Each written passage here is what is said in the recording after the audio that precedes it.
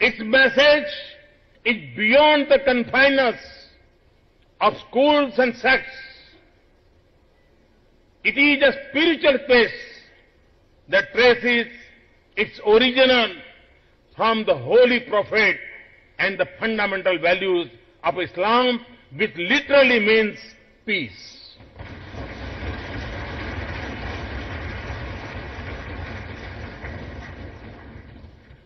And it reminds us that when we think of the 99 names of Allah,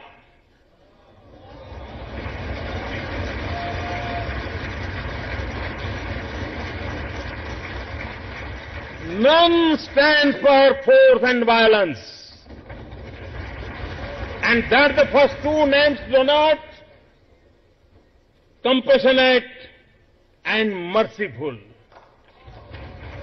Allah is Rahman and Rahim.